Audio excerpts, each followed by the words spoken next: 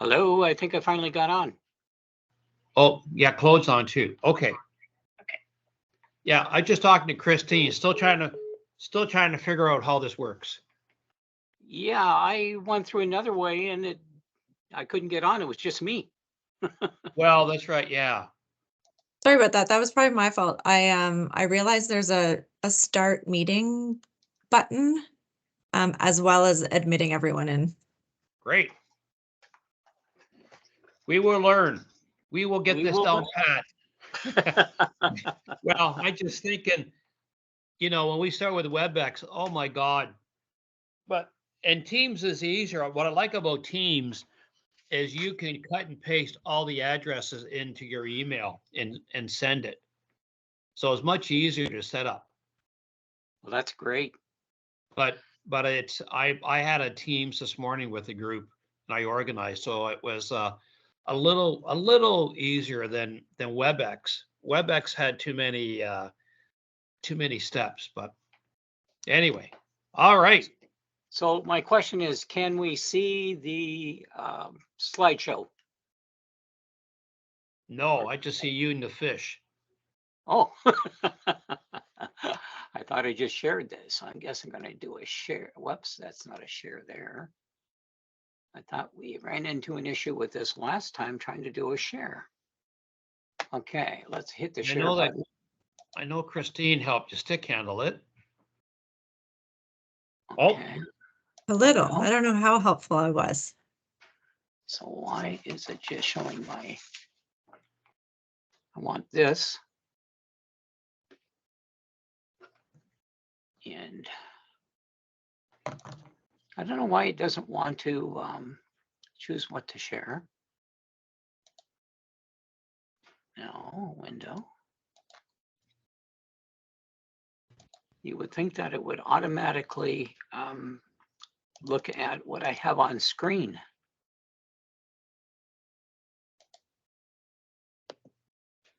Again, my apologies trying to no problem. Stick handle this. Screen, window, or tab. Choose what you want to share. Okay. Cancel. Let's see if this works this way.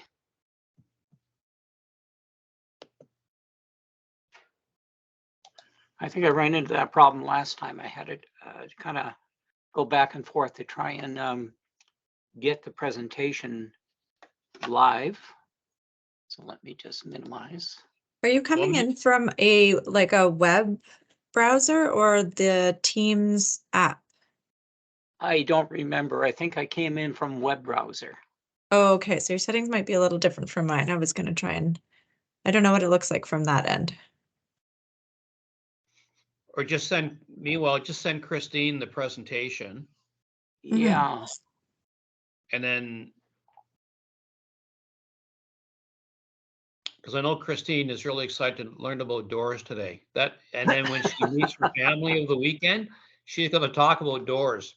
I likely will. I just bought a new house, so. Oh, you did? That's right. That's right.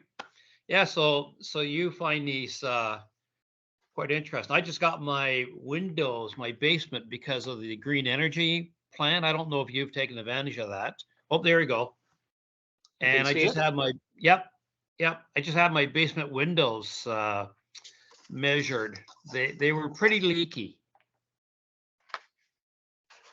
Yeah, I've got to replace all the windows on my house, so it's going to be a big bill, and I'm looking for some really good windows, but even better, a good price. Yeah. All right, I will turn this over to you, and I'm going to mute myself as well. So, as long as I'm not muted, that's the main thing, right? John, what does your screen look like? I have a little bit of a cutoff on what I see for the screen. I have a little bit too. I think that's normal. Yeah, I only got the RES Lawrence, and I don't have the full screen. You have to shrink your screen a bit. Okay, let me see if I can do this. I'm going to go back. Maybe what I need to do is go to this, to the slide presentation mode. Yeah. Okay, this. rather than the problem is I have widescreen on my, so that's probably why it's cutting off. So now we can see, you know, your all your slides on the left. Like I can see that. That's readable. Mm-hmm. There you go. That's better. That's Is good. that better? Yep. Yeah. Okay. Geez, I can even read my even introductory notes there. Thank you. So again, welcome back, everyone. My apologies. I guess we're in a learning curve mode here, but we'll have it mastered hopefully by this upcoming new year. Excuse me. So as you can see, what I'm going to talk about is simply what I call the energy holes. And when I refer to energy holes, one of my first discussions here or presentations is on, we'll call it the entry door or the main door to a house. So when we think about it, particularly in our northern climates, we know there's a huge difference between summer and the winter weather conditions. And, you know, energy can leak in and out of a door quite readily if they're not properly installed and well sealed. So when we take a look at this, you'll notice that I indicated when you install an R5 exterior door to an R30 door, or basically, I'm sorry, wall, we created what sometime we will call the energy hole. In other words, there's a lot of different spots or locations where energy can leak out of a house and certainly cold into a house. So doors and frames are generally one of the poorest performing components when we think of the outer skin, the building envelope, when we take a look at any type of building. So just a brief overview here of doors. We're going to talk about there's certainly many types and sizes that provides access both in and out of a building. Must provide a weather-tight seal when closed. It must have a reasonable insulation value. Certainly that's one thing I would look for if I'm looking at replacing my front or any of my doors, especially to the exterior. And it has to be large enough in width and size, certainly for accessibility. And another important thing that certainly the building codes address, but we also have to think about in practical nature is simply about the ease of operation and the security of that door. So when we take a look at entry door, certainly there's a lot of different types. There are three common entry door types. If we want to go into the, we'll call it the hierarchy types of doors, there's the sliding patio, the entrance door, and certainly garden doors. And for this purposes, I'm really not going to include anything to do with, we'll call it those interior doors. So our focus will primarily be on the entrance door itself. So there are a number of standard configurations, and this typically can include anything from what we call the flat, plain, solid, single slab door with limited or perhaps even no glass. And certainly there are tons of others with certainly glass vision panels within the door. So as I indicate here, there are tons of options available based on the materials, the swing direction, style, the glass. If we want side light panels or a transom panel, when I talk about a transom panel, that's that panel above the door, sort of, it could be a solid panel of material, or it could actually be a glass panel. And hardware as a slab only or pre-hung with a door frame. So when we think about, let's say, going to the local, we'll call it lumber supplier or material supplier, there's going to be a long, wide range of different door types that are available. So let's talk a little bit about the types in the operation and a little bit about the materials. The most common exterior entrance door by operation in housing is really our hinged swing type door. The type of exterior door can affect the amount of air leakage and subsequently, certainly heat loss. Generally insulated metal doors with compression seals provide the greatest air tightness. But one thing we have to watch is as these doors age and get well used, these compression seals will tend to fail. And we'll say, I go through what we call the wear down stage. Fiberglass doors tend to be more efficient. However, for durability and security, metal doors are actually the best option. So we actually can end up with a higher R value with a fiberglass, we'll call it face or skin door, as opposed to a metal. And certainly we know in the cold weather, metal would tend to basically provide movement of that cold temperatures inward into the building envelope or into the house. And certainly we have to think about door openings. What about the frame size? So again, when we go and we take a look for purchasing a door, they typically can range between 28 to 36 inches. And in height, usually in the range of about 80 to 84 inches. Certainly there are larger doors available, but most of those would be probably more classified for, we'll call it commercial or larger institutional type buildings, such as a hospital. Well, let's take a look at a few of the key, we'll call it door elements. So, you know, we have an image here which portrays sort of the, we'll call it some of the main components or technical items that make up a door in a door frame.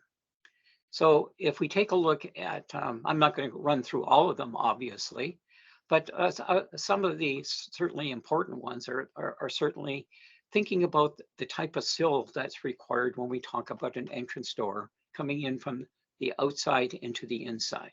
So there must be a sill, and there must be really some type of, we'll call it weather stripping on the bottom of the door. So another area certainly I like to look at is certainly the hinges. You know, what type of hinges are on the door, and certainly when we go around the edges of the door, how well is that door going to be sealed into the door frame? So when we look at pre-hung doors, usually come with wood or steel frames. You need to remove any existing door frame from the rough openings before you install a pre-hung door. So the door frame must be as square as possible so that the door seals tightly to the jamb and swings properly. So we might say if a door is really out of level, that's just an opportunity for a larger gap to exist. And what would also happen is certainly there might be trouble even trying to close or we'll say operate that door because it's, I guess, in a simple term, going to be out of whack, out of square. So again, this is an opportunity for a point of a large opening for air leakage into the house, and in some cases, maybe out of the house. A couple other things we need to think about also, we talked about security, and that's the type of issues that certainly we need to be looking at. What type of door locks? What are some of the options? So one of the local companies here in my area, Bayview Windows and Glass, you know, this is on their website, and they talk about some typical lock types. So for example, we have the mortise lock, a deadbolt lock, a spring knob lock, a multi-point lock, a keypad lock. Seems to be some of the new, you know, some of the newer homes where it's simply a digital push the button rather than, we'll say, a key type entry. Still can use keys on the door. Smart locks and certainly rim locks. So again, there's a lot of different varieties of locks that are options that can be considered on a door. But again, I've also seen in my experience in inspecting some houses, sometimes there could be, we'll say, some open gaps even around where the locks exist. So we need to take a look at how those locks fit into the door and operate, because those gaps certainly is just another, I like to call it, another hole in the wall, so to speak, but in this case, a hole in the door. So again, we're going to boil down to some of these issues when we talk about air leakage, I guess. So let's take a look at some of the code requirements. When we talk about the National Building Code of Canada, they introduce what's called energy performance tiers for both new construction and renovations. And again, a lot of the push today is certainly on, you know, certainly the impact of what we know as climate change, and how do we get better performance and less loss of energy. In other words, smart energy use in any particular type of building. So the tiered codes aim to reach eventually up to what's known as Tier 5 by approximately 2030. When we think about that, that's really not too far off. The 2020 National Building Code is the current building code that's recognized in most areas. And certainly by 2025, maybe more or less, we should expect to see some updates to the 2020 version of the National Building Code. But anyways, these tiers are going to be gradually increasing for the target of better energy efficiency in all buildings. So again, one way of recognizing this is certainly the issue with what's known as the Energy Star or Energy Star standard or rated homes. So they are being built to meet at least a Tier 3 standard. So additionally, by 2025, Energy Star targets a maximum U factor, okay, of 1.05 or an ER's energy rating of 40 by 2030. And building codes aim for a maximum U value of 0.82 or an energy rating value of 44. So just as a point of reference, when we talk about this U factor, the lower the U factor, the better the window is at preventing heat loss. Well, the same really applies whether it's a window, and/or a door, or actually even the building envelope itself. We'll call it the framework of the exterior walls of a house. The 2020 code focuses on redesigning for 2025 while setting the stage for this 2030, year 2030, we'll call it Tier 5. In fact, if we take a look at sort of the net zero target, it even extends a little bit beyond the year 2030. So it wants to highlight the industry's future direction when it comes to energy efficiency, and certainly addressing some of the concerns related to climate change. So third-party certification and labeling of energy performance are expected to streamline this adoption. So again, we go back to the building code as one of our performance measurement, we'll call it criteria when it comes to both windows and doors. There's another code out there, the NECB, which is the National Energy Code of Canada for buildings. It's really a model code that only comes into force when the provinces or territories elect to write, enact, and certainly enforce it, and make it basically part of their regulation system. So it really is a subset relating to the National Building Code. I mentioned earlier about these 4 tiers. So the NECB has 4 tiers of performance improvement, with the last tier yielding at least 60% reduction in energy consumption over the baseline Tier 1. So we can see if we take a look at Tier 1 at sort of towards the bottom there, the baseline target is approximately 20% in efficiency. And if we take a look at Tier 2, 25%, Tier 3, 50%, Tier 4, 60%, and we don't know at this point exactly where Tier 5 will be. I hope it's not 100%, but we never know until they get to that stage. So I wanted to talk about certainly about the energy performance side of things. When we think about, again, my primary discussion today is on doors. We'll have something very similar in January when I talk about the windows. So what is Energy Star when we talk about an Energy Star certified home? So an Energy Star certified home has some common features such as energy efficient windows, an HRV to recapture lost heat and provide outdoor air, and 400 kilowatts per year of electrical savings, which are typically obtained through Energy Star certified lighting and/or appliances. In addition, Energy Star certified homes must meet certain thresholds for airtightness. Energy Star certified homes also have several elements that will differ from your regular home to home, such as higher levels of insulation, efficiency considerations for the water heater, and the extent of airtightness within that, we'll call it building or house. So these are some of the Energy Star certified, we'll call it high points, again, related to energy efficiency. So when we go back to, and I talk about the, that big hole in the wall known as our door, it's really the weakest component in all of the, we'll call it materials that go into any building. So let's talk a little bit about minimum R values. So this is a capture from basically the building code, National Building Code. And it talks about what's called that maximum transmittance factor, that U factor or U value. So it indicates that windows, doors, and skylights with or without storm doors or sash that are installed in a building where the intended use of the interior space will not result in high moisture generation shall have a maximum thermal performance U value, or a minimum temperature index, the I factor, in accordance with this particular table, this 9733. So again, this is taken right directly out of the National Building Code. So we can see here when we take a look at what they call up here the design temperatures, 2.5% January design temperatures, that particular reference is into the design of heating for any building by building code. So that's what we'll call it the mechanical engineers. Those mechanical heating experts are going to work with as their point of reference. And it talks about the components on the left-hand column, the windows and doors and skylights.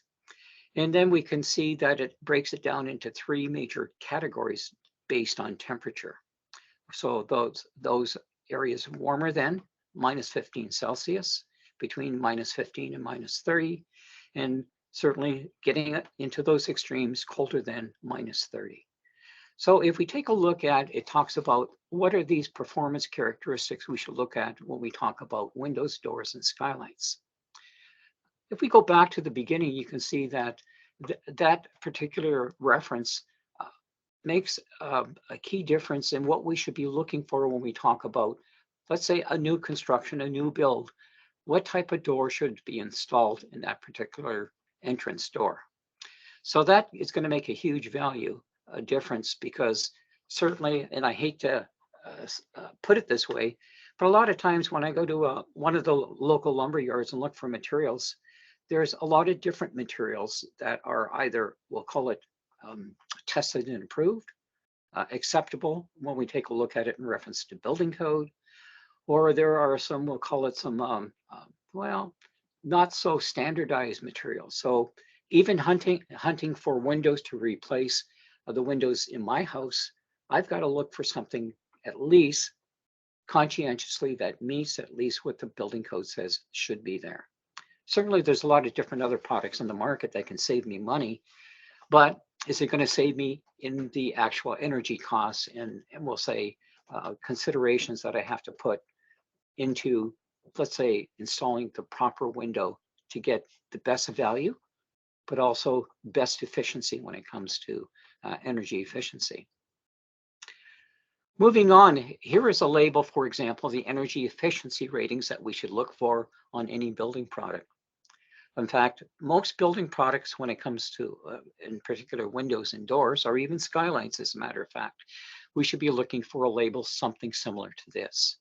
So the R values of most steel and fiberglass clad entry doors are in the range of R5 to R6, excluding windows, because windows tend to be about, in some cases, certainly higher than that value when it comes to R values. So when we talk about R value, we want higher numbers, whereas in the U, we want lower numbers. So when we take a look at these comparisons on this particular, we can see this was energy performance rating. It's a certified window, and we can see by the product description, they have different types of window types for this particular, actually, this is a door rather, sorry, for this particular door, without grids, with grids, non-thermally broken, or is it thermally broken? And we can see that here are the U factors and the solar heat gain. So again, when we take a look at those factors, that's what we're looking for, is how do we get the best performance rating? So this is a tested material. So in this case, a certified door label that's on a particular door. Certainly it would make sense if we have a door with a lot of glass in it, we're going to actually have a lower thermal energy rating. A solid door tends to have certainly a lot more insulation installed between the outer and the inner skin of the door. So therefore it's going to be, obviously a higher insulation value. But that's not always true in some cases, because it always can depend on the door manufacturer and the way the door was actually assembled before we see it, we'll call it in the local lumberyard. So again, some things to think about when we talk about National Building Code. There are a number of parts, actually sections within the building code when we talk about Part 9. Now, NBC Part 9 refers to housing, but not just housing, certainly small buildings within a certain descriptive requirements, such as 600 meter square maximum area, 3 stories or less, and depending on the type of occupancy that's going into that particular building. But when we get back to the building code, there are some things we need to think about again, without getting into too much detail on building code, that all apply when we even think about whether it's windows, a door, or a skylight. So we can see here that what I pulled out of the building code is, for example, section 9.6 talks about any glass. Section 9.7 talks about windows, doors, and skylights. So if we take a look at it, we boil down to where I've highlighted in yellow, 9.7.3, that subsection of section 9.7, it talks about the performance. And another key area when we think about it is 0.976, what about the installation? So the building code talks about the performance-based issues that door or window or skylight should meet, but also about what about the installation side of things? What are the requirements to do this and actually meet building code? And of course, if we want to think about the future, we also need to think about National Building Code Section 936, which is all about basically energy efficiency. It applies to new buildings, additions, and even major alterations.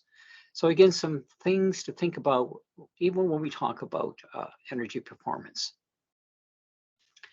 So let's talk about some general performance expectations. So for example, I've drilled it down to now what we call a clause within the building code, which is maybe getting into a little bit of detail, but that's is referred to 9731 is in reference to what they call a clause in the building code. Okay, and it goes through a number of things. So I wanted to point out here, acceptance provided sentence from bracket 2 to bracket 4, windows, doors, and skylights and their components, separating conditioned spaces from unconditioned spaces. So from condition is the inside, heated space. The unconditioned space is the outside, the cold space, we'll call it, or the exterior. In some cases, it might be even just simply, it might be a little, what we'll call wind block sort of area enclosed before you get into the main entrance door of the house. So that when it's in a closed position, we have to think about all these factors. So it resists the ingress of precipitation, water, rain, snow into the interior, resists wind, controls air leakage, resists ingress of insects and vermin, where required, resists forced entry, and it's easy to operate. So these are all some basic performance requirements within the building code, addressing even just windows, doors, and even in some cases, if it applies, skylights. Well, CCMC, so the Canadian Construction Material, publishes a registry of product evaluation that includes evaluation listing primarily for windows. I haven't found actually too many that actually deal with doors in particular. But these are ones that have been tested, which is basically through what the National Research Council doing their actual testing of different products and materials that they recognize as meeting the building code standard. Another important thing is it talks about the CSA standard. So another standard that some of the window and door manufacturers that haven't gone to the national research and had their product tested, it must meet another standard, the CSA A440 standard.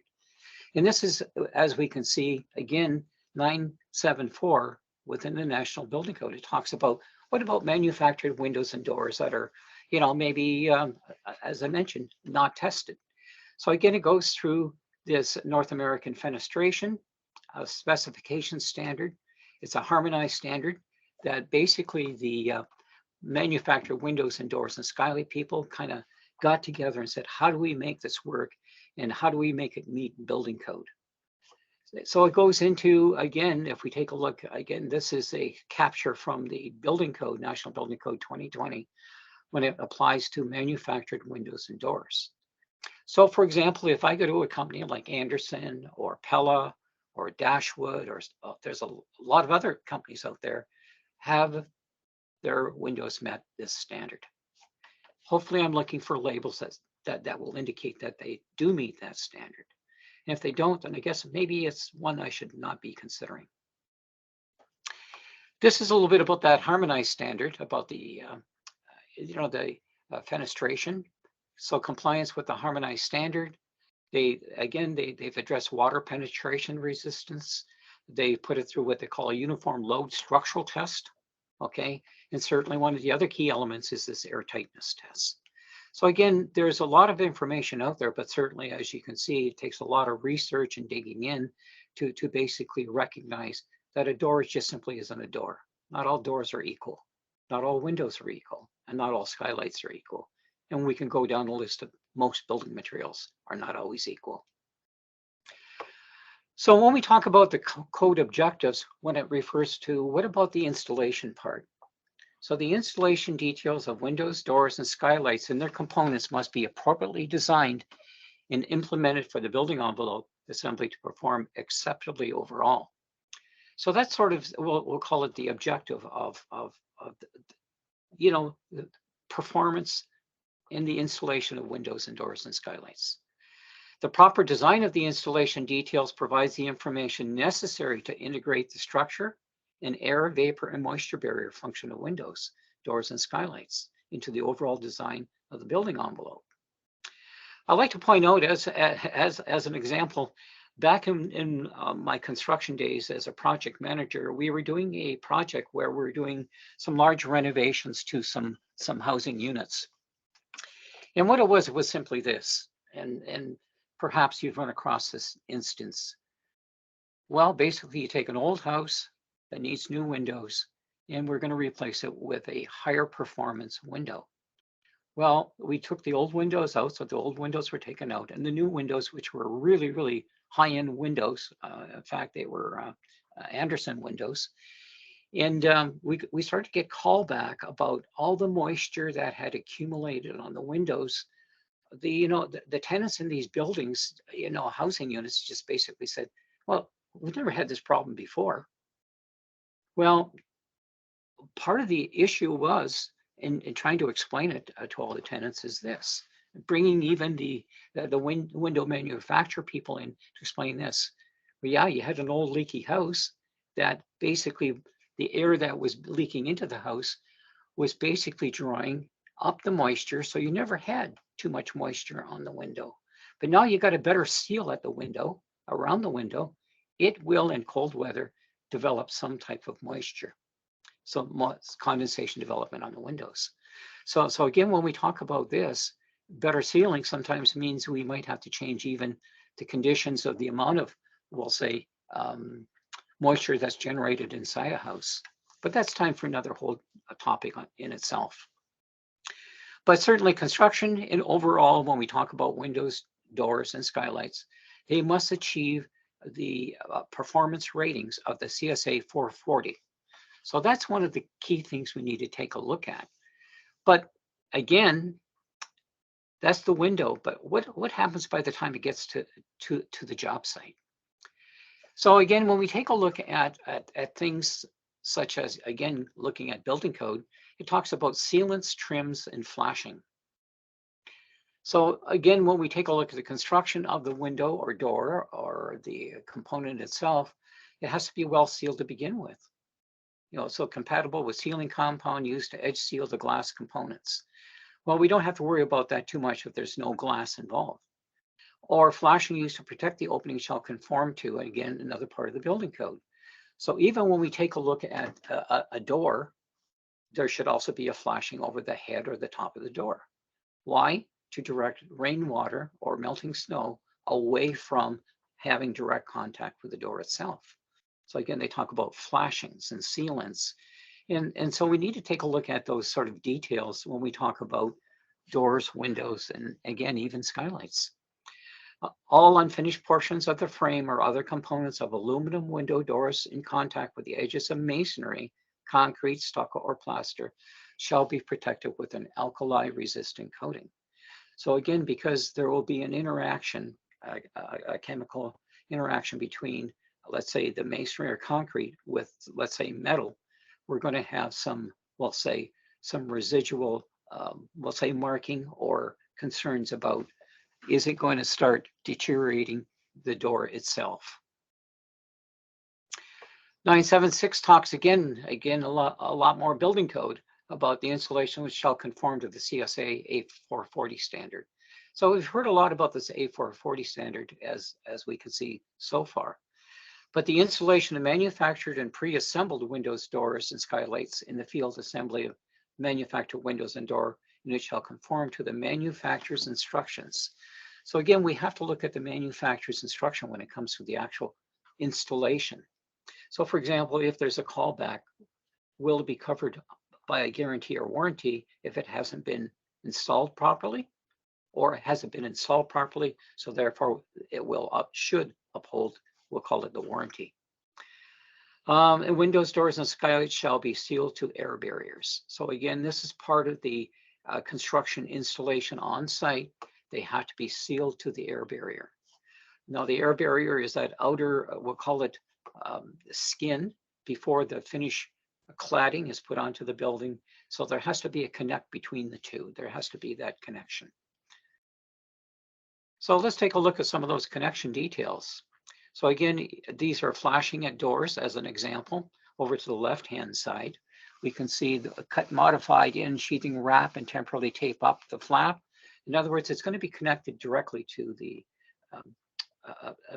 basically to the air barrier of the house. Apply membrane to seal over the sheathing wrap.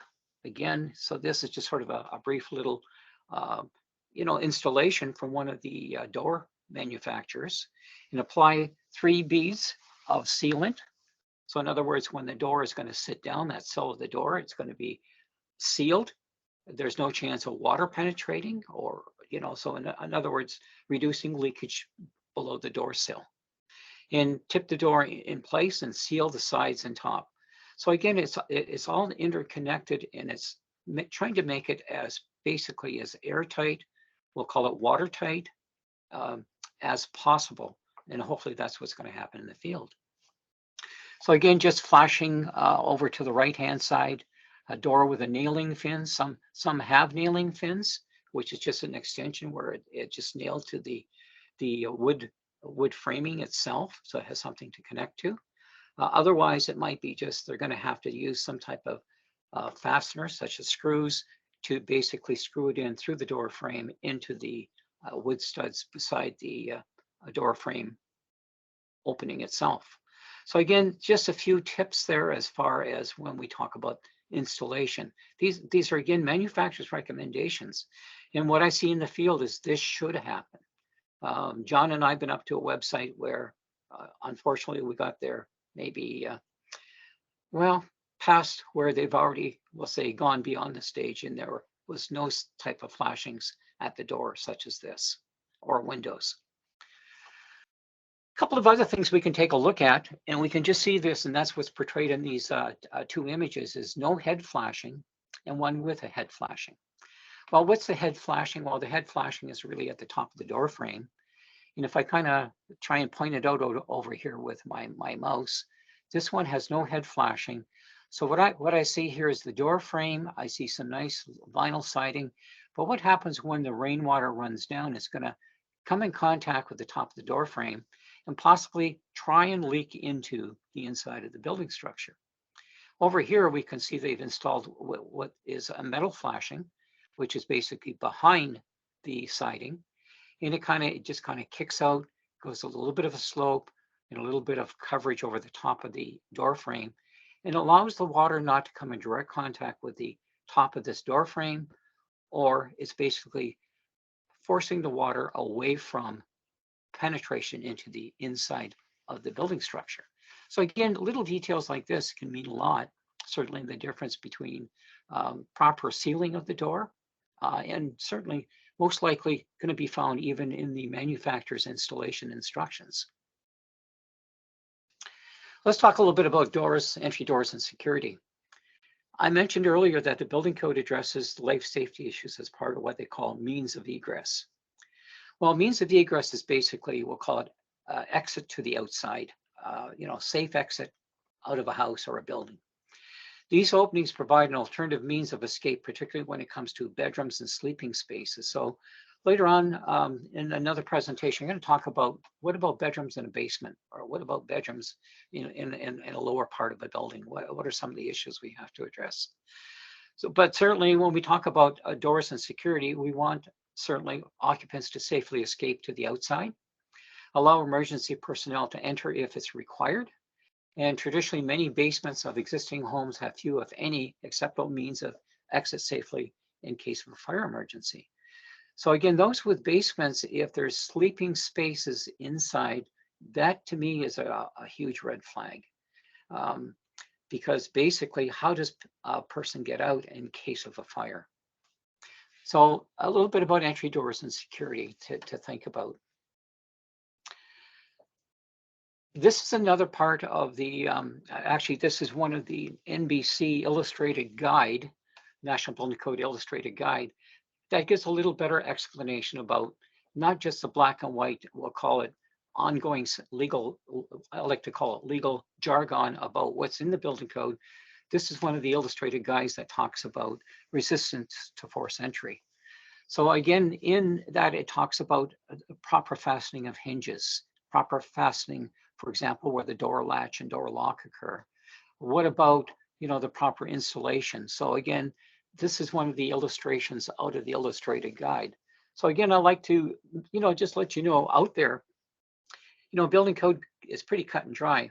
But when I talk about the illustrated guide, it certainly helps make some of the understanding of what is in the building code by illustration a little easier, we'll call it, to deal with. Glazing indoors and side lights. Okay, so when we talk about glass inside of the door itself, or perhaps the side lights, or perhaps even a transom panel, one method of forced entry is to break the glass in the door and side lights to gain access to the door hardware and then unlock the door from inside. We see that on all the little crime stories or little movies that we watch, break the glass and unfasten that door, doorknob, and in we go. Although insulated annealed glass provides increased resistance to forced entry relative to single glazed annealed glass, the highest resistance to forced entry is provided by laminated glass. So again, just food for thought when we think about the glass. Doesn't need to be laminated glass if it's a fair size glass panel opening. Certainly a lot of feedback we get when we talk to different First Nation communities is the high percentage of glass breakage, whether it be in a door, but maybe even more so in windows. So again, things to think about. Tempered glass, while stronger than laminated glass against static loads, is prone to shatter under high concentrated impact loads. So however, neither of these types of glass is required by the building code. So again, it's not a requirement by building code. But when we think about the practicality, sometimes I hear the amount of glass replacement that does happen to occur is pretty high, and one thing to think about. I'm going to talk a little later about how other communities have dealt with another building product that I think is pretty unique too. Weather stripping. Well, there's a wide variety of door weather stripping on the market. I've seen all kinds, including kits that include weather stripping, a threshold, or door bottom seals. Some products come with replacement seals. So again, in these three illustrations here, what I've tried to basically take from National Resource Canada, some of their, sort of retrofits for energy efficiency, trying to block this air leakage issue, seal up this, we'll call it this hole in the wall or large opening indoors and windows that are allowing us to have to think about how do we make buildings more energy efficient? How do we reduce heating costs, etc.? So we'll weather strip the face of the door, weather strip the edge of the door, and certainly consideration I mentioned about the door sill before, weather stripping the bottom of the door, certainly at the door sill. So again, some ideas that should be considered. Okay, so can we actually see air leakage? Well, I've been in some conditions where we've done some testing, and even without testing, we've just basically, I think if you kind of put your hand around a window or a door, you can probably feel, especially in cold weather, that draft of cold air trying to enter, or that it actually is entering into a house. So when we take a look at this particular slide, we see that what is called, and this is a smoke bulb in the upper left picture, but there's one called a smoke pencil, and it's similar to the shape of a pencil. And as you push on the bottom, it releases a little bit of, we'll call it almost like a incense type powder. And you're going to see with this powder that it's going to push back into if there's air leakage coming into the house. Another one that is used sometimes, I've used it myself, is simply an incense stick. Certainly ignite it and watch the way that particular, we'll call it smoke, is it going to the inside or to the outside? So we can kind of go around the edge of a window or door and kind of see where the air is actually leaking. Certainly you can feel it in some instances also. So like I say, you may even feel it by the breeze on the back of your hand. Another more high-tech tool is using an infrared camera. So when we take a look at the picture to the left, we can see what looks like a fairly normal door, okay, with some weather stripping, that black weather stripping on the bottom, trying to seal at the sill. But let's take a look at it with an infrared camera. So when we take a look at an infrared camera or a thermal imaging camera, what we're really taking a look at is, well, we're taking a look for those dark, purplish, and almost, we'll call it bluish spots in some cases. But the heat is the warmer colors in the picture, such as the yellowy orange. And the cold spot we can see is along the bottom of the door. But also if we go a little bit beyond even the door itself, we can see also protruding past the frame and getting also into that we'll call it the little corner section of the wall. So again, a spot that indicates poor sealing. So for example, if we take a look at we'll call it the bar scale on the bottom, anything in that yellow range is roughly about 60 degrees Fahrenheit. And anything in that darkish range is 33 degrees Fahrenheit.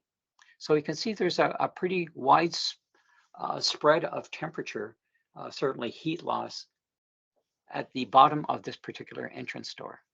If we take a look going up sort of what we can differentiate vertically, you'll see a little bit of that darker coloration, okay? The bluey purplish range coming up what we would call the frame edge connection between the door and the door frame. So again, this is sort of one way of looking and seeing air leaks when we talk about doors. So let's talk about the entry door and review, and let's put out a checklist here.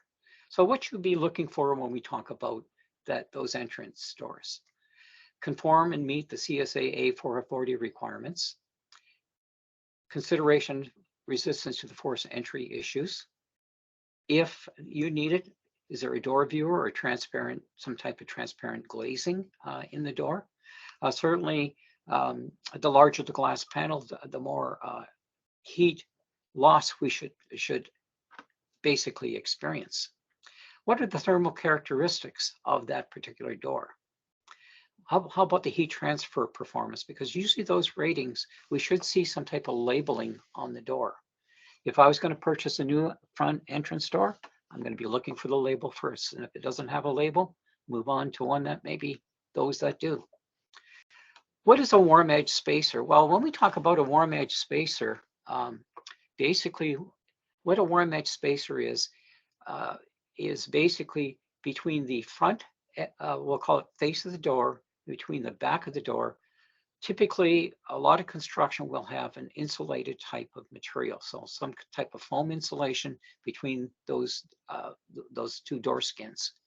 But what happens along the edge of the door, because we see sometimes where a lot of the air leakage also occurs, is not just the sill, but along that connection between the door edge, okay, that side edge that touches the door frame. So what we need is what they call a warm edge spacer. If it's metal, well, metal to metal from front to back is helping to what we call bridge or conduct cold into the heated space, or basically also thinking about that is as the warm edge spacer. What is that material made of? Is it well insulated? Does it happen to be wood? If it's wood, it's even a better insulator than the metal. So I get those warm edge spacers, what I'm talking about there. Well, the frame also should be made of non-conductive materials. You know, in commercial construction, larger projects, often we would have insulated metal doors with metal frames. Well, those are all great conductors when we talk about, from cold and heat loss. And what's the best affordable, energy efficient entry door you can buy? Think about that. And if required, not so much in a single family home, but does it require a fire protection rating? When we talk about perhaps more apartment style builds where coming down a hallway, is that a fire protected rating required on the door? And typically that is what is required by building code. Whoops. So almost there. Well, John and I had a really good experience when we were out in Winnipeg, and we were talking to some of the community member, housing manager and housing people about the issue of broken windows. And we were visiting a local Home Depot store, and we were talking about, plexiglass is the answer. And plexiglass can be an answer to certainly trying to protect the outer, we'll call it panel of glass. But we also found out that, which was education to us, certainly broken glass has become a huge problem. And as this company, Rock Glass, indicates, Rock Glass is now the solution. So first off, this is not a commercial endorsement for Rock Glass, but we were quite amazed by the fact that Rock Glass is basically almost like a bulletproof glass. It does not break. It's a solution to broken glass, protects your existing glass, windows and doors from breaking. So basically keeping you and your assets secure inside. This is taken from their site. Our Rock Glass are solutions to vulnerable parts of a building that still require airflow. It's shatterproof, it's impact resistance, and it's anti-intrusion. So, again, I thought this was pretty unique because, when we talk about, just the cost of replacing glass, maybe multiple times in some instances, this can be possibly an answer if it's reasonably affordable. I think one of the numbers we heard from the more remote communities was around about $6,000 on a window replacement. Yeah. I was going to say we don't have the exact numbers, but certainly that seems pretty high. But certainly you have to, I guess, realize how much time and labor is put into constantly replacing broken windows. But good point, John. Thank you. Okay, so just to wrap it up, so just a few resources. Just a reminder that FNNBOA has a really good series of Northern Housing Technical Guide booklets. Booklet number 8 is on windows and doors. So if you haven't already, please take a peek at it. Some really good information out there. Certainly, I've made a lot of reference to the National Building Code of Canada, as well as the National Energy Codes. Another reference goes out to certainly Energy Star. So these are things you can look at. And then NAFS, which is basically the North American Fenestration Standard. As we can see, it was officially known as a series of different standards out there and organizations that basically put a model, we'll call it, this is what a window or door should be based on. So again, if you have any questions or feedback, please feel free. That is the end of that. We have actually, go ahead, Christine, if you want. Oh, I was just going to say there was someone who added a question in the chat. Johnson Luzon. He says, hold on 1 second. What specific document that doors and windows have when delivered on site that the contractor or supplier or manufacturer to ensure quality assurance and testing compliance? Wow. I would say basically what I would look for is what seals or we'll say, I guess, labels are on the door to begin with. That's really kind of it's a great question, a tough one to answer because, you know, again, my experience when I see materials coming on site, I typically would be looking when I'm managing a project is, does this meet the expectations of what's in the contract to begin with? But certainly, having worked with a number of architects and engineers, we typically look for the labels on the product, period. If they're not there, then it's open to question. The next part of that might be if we had to kind of step back and say, well, have the supplier send us documentation to prove it is meeting a particular specific standard that was part of the, I guess, part of the supply. So a good question. I guess the quality control is really, you know, we can start with quality control as saying this is what's expected when we purchase a material, but I can see where you can also have a huge gap by the time it gets to the job site is actually what is going to meet the specific requirements for that particular project. So yeah, that's a really good question, but a tough one to say there's a perfect answer to. Awesome. Thanks, Claude. I see a hand up too for Terry. If you want to go ahead, Terry. Thanks. Good morning. Good morning, because I'm on the West Coast. I'm the technical director with Fenestration Canada, and I just wanted to jump in on that documentation about what to look for. Claude was correct. You should, as per the requirements in the building code and the NAF standard, any product that's tested and that is used in a project must carry a temporary label showing the performance achieved in NAFS testing. So that has to be there. If it isn't there, obviously a huge red flag. You're also going to want to confirm that the performance requirements on that label are what you require for the project and the location. That's something that you really need to make sure that you look at. If those things aren't there, or if the label is not showing you clear information about the performance meeting the requirement, you're certainly within your rights to ask for test reports. Any manufacturer doing NAFS testing will have NAFS test reports for those products.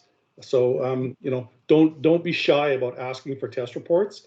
Any quality manufacturer will be doing that work and would have those test reports available. So thank you, Terry. That really, those are really key points that I think everybody needs to be aware of. I mean, certainly, the very first thing I would do on a job site is start looking at labels, and if they're not there, like you say, it's probably a red flag that's going to open questions of making sure that it does meet the performance requirements that you're looking for. The other good point that you raised, and I didn't really touch on it too much, is we always like to talk about, when we talk about the building code, we have different climate regions or climate zones within Canada. Certainly in your case, in BC, let's say a door for Vancouver is not intended for something way up north in the northern extremes. We have to take a look at what are the performance requirements for that to give you the best performance rating for that particular, we'll call it climatic zone. And just on a before I go back to Terry, this goes back to many of the questions that we were raising in the past.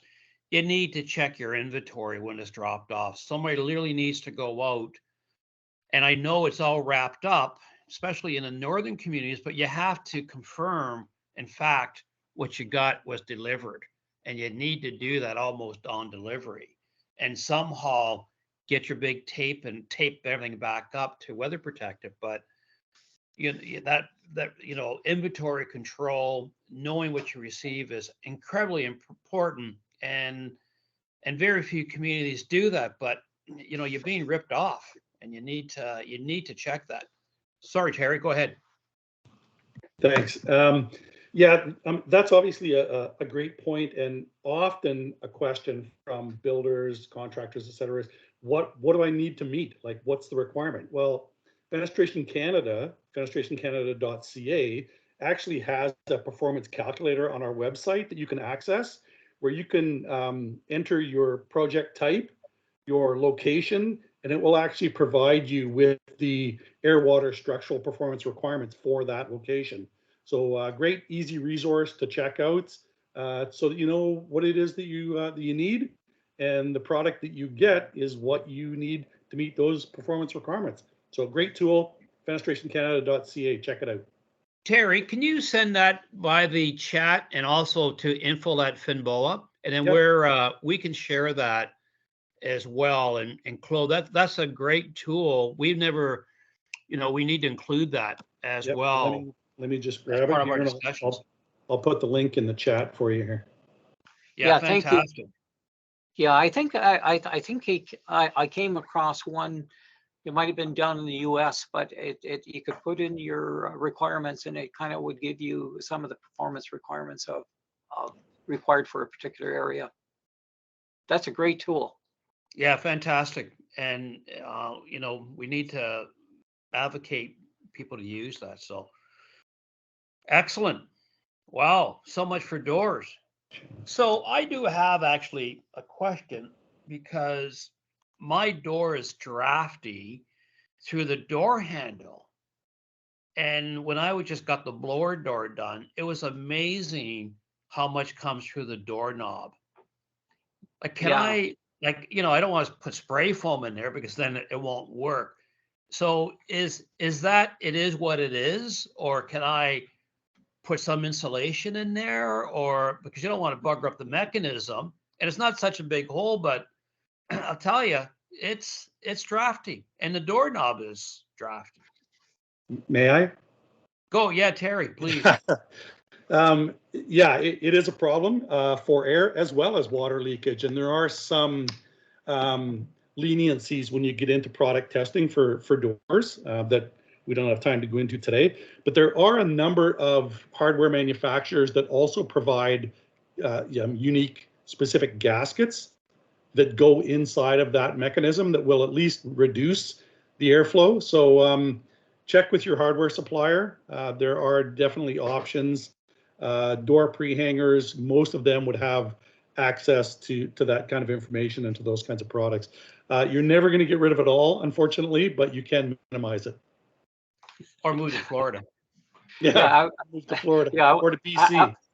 I was going to say my solution to that problem, John, was I stuffed a little bit of bad insulation in what I saw as a gap. I mean, it worked so far. Is it perfect? No, but well, that was that's what Keith. Well, that's what Keith suggested. Just take a little bit of, you know, make sure it's not in the mechanism and just pack it, but still you got to allow the mechanism to move.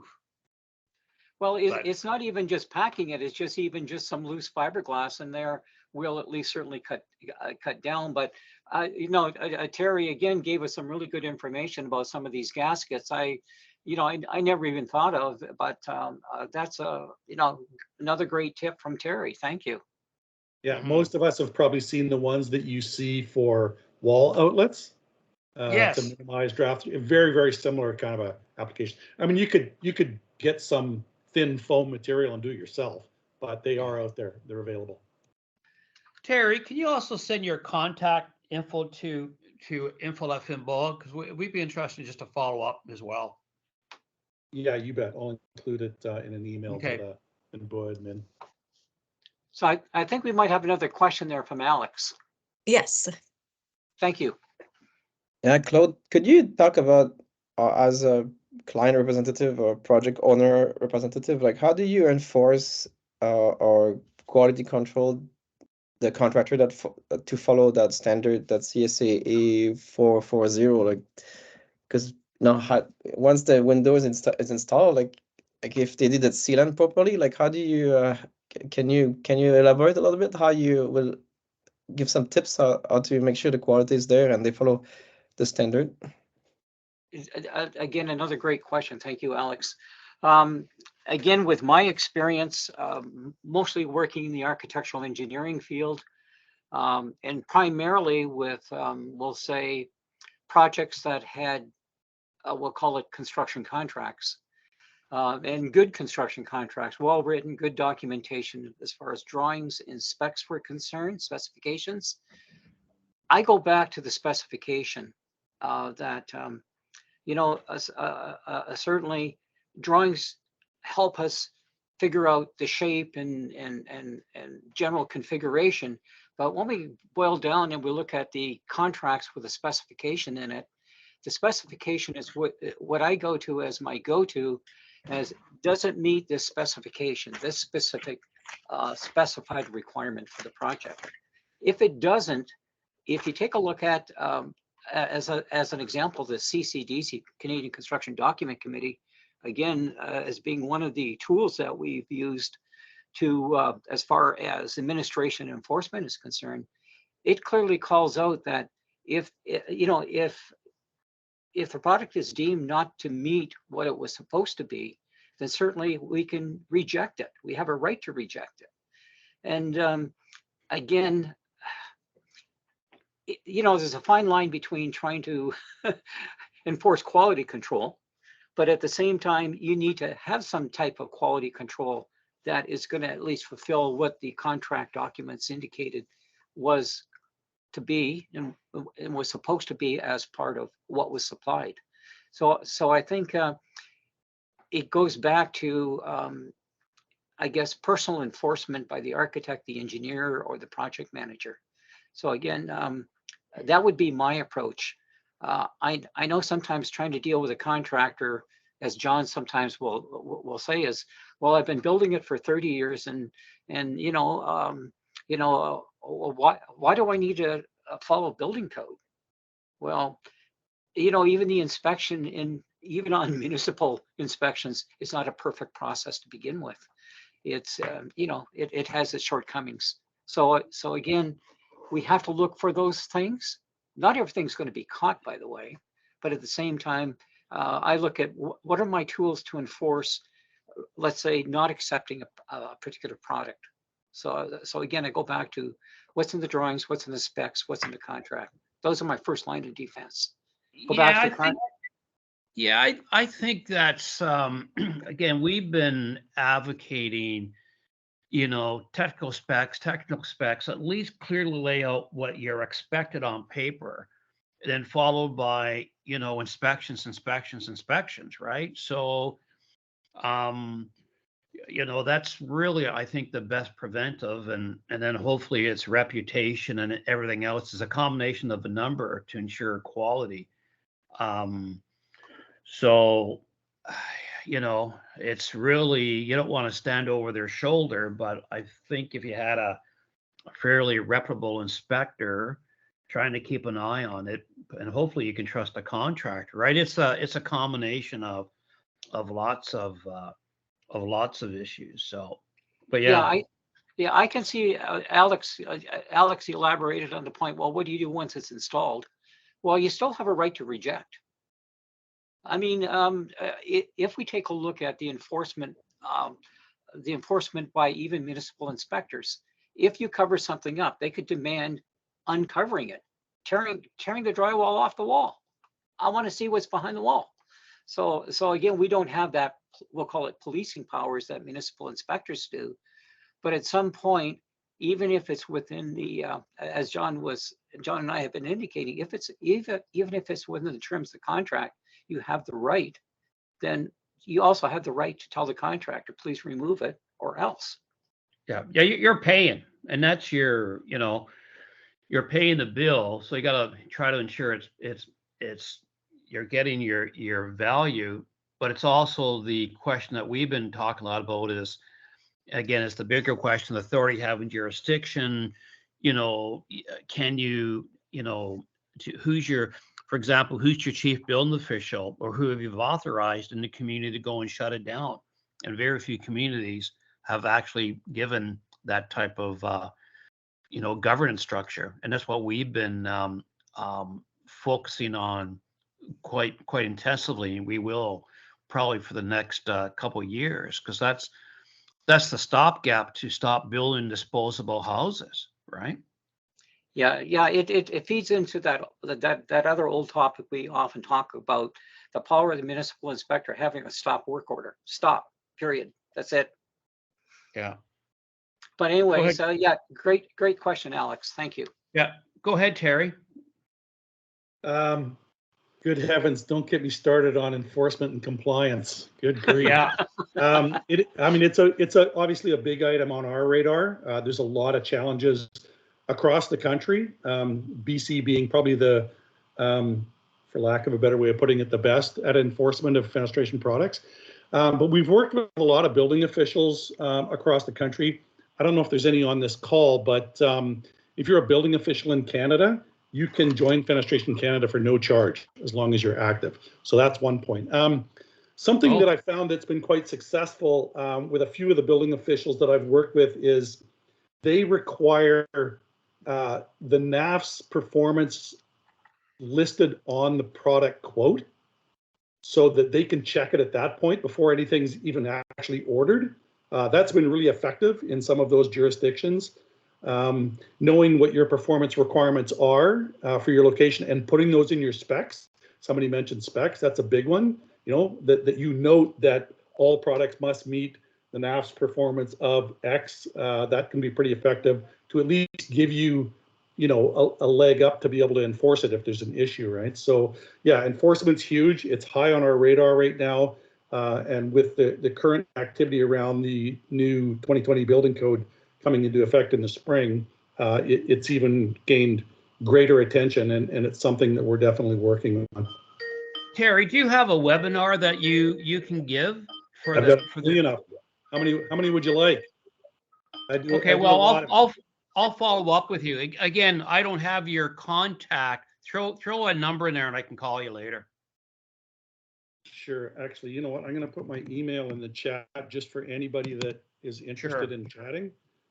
Yeah, because this is a growing issue, Claude? Like it's doors and windows and doors. Yeah. There's also another comment in the chat again from Johnson. He says there is an issue here in Canada where field review is done only after the doors and windows are installed. Pre-installation inspection is not done by consultant. Yeah, well, I think that as John indicated, I think this whole topic of inspections, inspections and enforcement is a huge issue. Certainly, we know in First Nation communities, and as I kind of hinted at, I don't think it's always even perfect. We'll say, for example, my own local municipal area. I have some buddies that I went to school with that are building inspectors basically for the local municipalities. And in one instance, they said, hey, when we're busy, one out of 10 houses are inspected. Well, I said, whoa, that means the 9 that weren't is somebody else's problem. So and even that, we have to think about it. Yeah, they can talk about enforcement of building code, but at the same time, they're not the eyes and ears that are there 24/7 looking at construction. They're only taking we'll call it even at best a half-hour glimpse at what they see in front of them, not everything. So again, it's I'm not saying it's a flawed system. It's just they're not technically looking at everything in every level of detail. At least that's my opinion when I talk to my buddies that are basically municipal building inspectors. And doors and windows install are an issue. Like it's and maybe we got to start focusing more on this as well, along with roofs and vents and footings and crawl spaces. Yeah, it's it's an exciting topic, right? Because yeah. it's a challenge for everyone. And well, we did the intro. I actually going to reach out to Terry, which I did, and we should see what other types of webinars we can get specifically on doors and windows. I think it's, again, our webinars is to help with the overall, but if I'd be quite interested in getting into the more detail, which I think we need to do that, right? Especially with the energy guides 2020. What's the big complaint we get, when we go to northern communities, these windows to work? Well, because you didn't have technical specs and you got windows built for Southern Ontario. So this is I think a great topic.